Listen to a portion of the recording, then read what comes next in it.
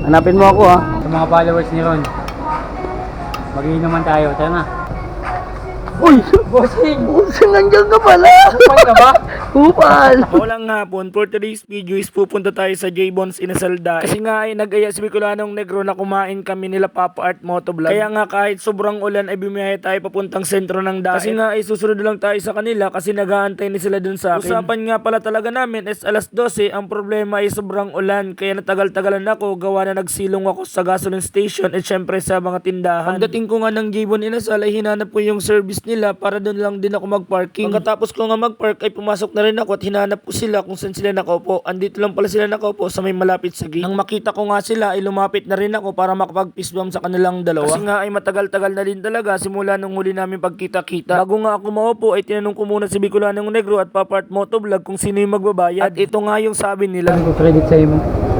Ayaw, kilala ko naman yung si Ron TV sabi doon. Bigla nga akong kinabahan kasi sa akin daw nakakredit yung mga bayarin. Eh wala pa naman akong dalang pera ngayon kundi 50 pesos lang. Pero syempre relax nga lang tayo dyan kasi alam ko naman na di ako yung magbabayad kasi ang nag-aya ay si Bicolanong Negro. Shoutout nga pala sa lahat ng J-Bones crew. Ayan mga followers natin yung iba dyan at nagbigay din tayo ng sticker. Syempre shoutout din dito sa nasa kabilang table na humingi sa amin ng sticker kanina. Ayan, maraming salamat po sa suporta. Pagkatapos nga namin kumain ay biglang nag-aya si Bicolanong Negro na inom daw kami sa kanila. Let's go!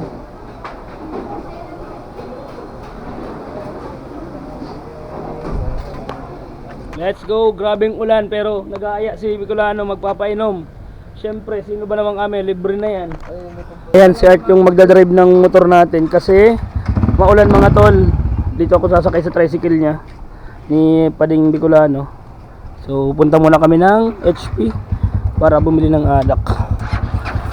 Sa LCC Supermarket na lang nga pala kami pumunta mga tol kasi dito yung pinakamalapit na bilihan. Papasok na nga kami sa LCC Supermarket mga tol pero may nakakilala sa amin si Madam mo, ayun binibidyohan kami. Shoutout po sa iyo ma'am, di ka namin natanong kung anong pangalan mo. Comment ka na lang po dito para manotice ka po namin. Dito na nga kami sa loob kung saan nakapwesto yung mga alak. Ang problema mga tol is wala yung Alfonso dito. Sa kamuti tayo nabuhay, sa kamuti tayo mamamatay. Tangina mo.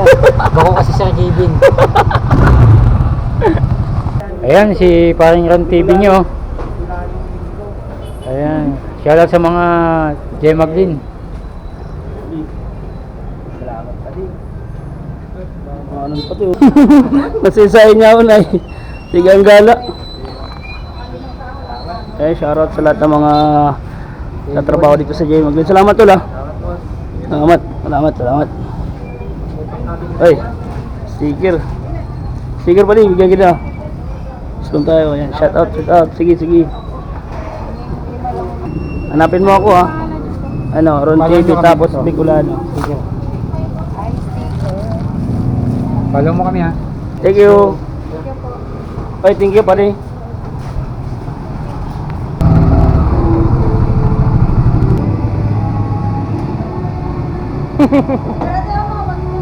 Popost ko yan. Nang hahit. Hello po. Pa yun, kasi gamitin mo. Oh, solid. Ulan-ulan, tapos sisig ang bulutan mo. Ito oh. Namasya mo. Thank you. Salamat po, Tek. Ha? Let's go. Tatlo lang, Tek. Pipino din ha? Ay, butok. Ay, Ay, yan. kain ito. Ay, nag-vlog pa din. Thank you. Pagkatapos nga namin bumili ng alak at pulutan, bumiyahe na kami agad papunta sa bahay nila sa Barangay Awitan. Nagaantay na nga pala sa amin doon si Papa Art Motovlog. Nauna na nga pala siya gamit yung motor natin. Naglalakad na nga pala kami dyan ni Bicolanong Negro papasok sa bahay nila. Bali di ko lang din pinakita yung pinasukan namin papasok sa bahay nila kasi nga ay privacy nila din yun. After nga ng ilang minutong paglalakad natin ay nakarating din kami sa bahay nila. Woo! Nandito na rin kami kila Paring Bicolano mga tol. Grabe yung nilakad namin dito. Medyo malayo na malapit. Pero okay lang, syempre. Sanay na kami dito kasi tropa namin to. Dyan lang din. Isa nagkuha, kamo lang.